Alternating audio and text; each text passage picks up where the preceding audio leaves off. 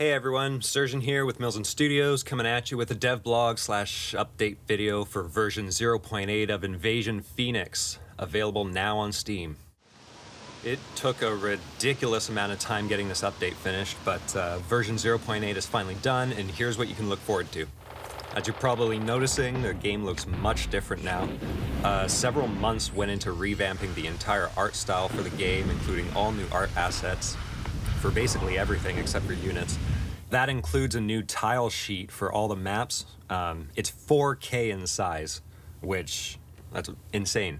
It crashes my computer if I leave it open too long, but I think it's worth it. The new art is very modular and allows for some extremely good and realistic combinations in my opinion. The game looks a lot like those playset maps you'd lay out on the floor as a kid and like play army guys on, which was kind of what I was going for. Still room for improvements though, so art will probably keep being updated throughout development, but the bulk of the work is done. Now it's just a matter of making maps. As you can see on screen now, 4 new custom match maps have been created to take advantage of the new art, as well as take some player feedback into account. Some players mentioned that a few of the old maps were a little too simple, in the sense that units kind of just run at each other, so the new maps were focused on being a little more intricate. Thanks to recent improvements in my own pathfinding code, game performance is a lot better than the previous version, so the absolute performance beast that is custom match runs a lot better now, which allowed for more advanced map making. In addition to the new maps, I've also updated all the previous maps to bring them in line with the new art style, in addition to some essential balancing changes, which basically involved rebuilding all the maps from scratch. But it was, honestly, balancing maps for 3 factions is a nightmare of a task. Me and my stupid ideas. But I think the maps look great, so worth it. You might have noticed in some of the shots so far that there's weather and different times of day now. Introducing the new weather system. This feature came out way better than I hoped. I'm really happy with it. GameMaker Studio 2's particle system is actually pretty robust. Feels like you can do anything once you get the hang of it.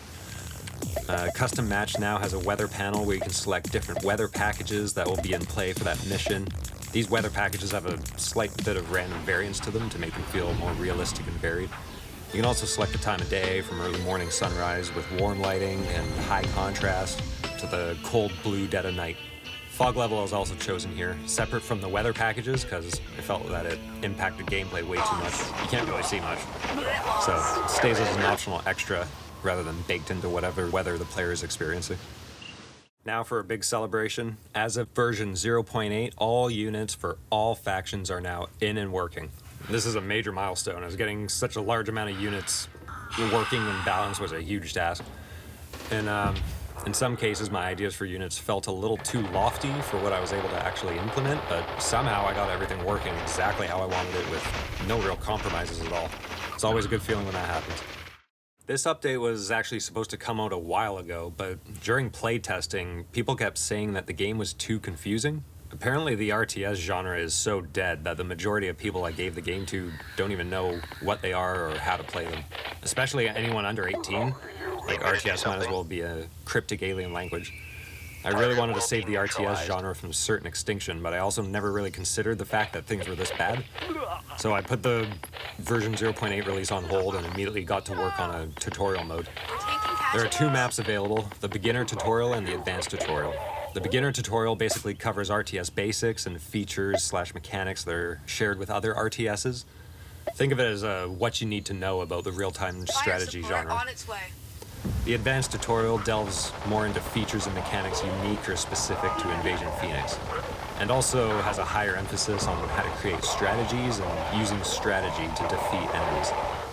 These 2 tutorials should be perfect for anyone wanting to know more about how to play and utilizing all the options that are available to you. And finally, in addition to all that, there was a ridiculous amount of bug fixes and optimizations and little feature implementations. There's way too many to list. The difference in how the game runs now compared to before is night and day.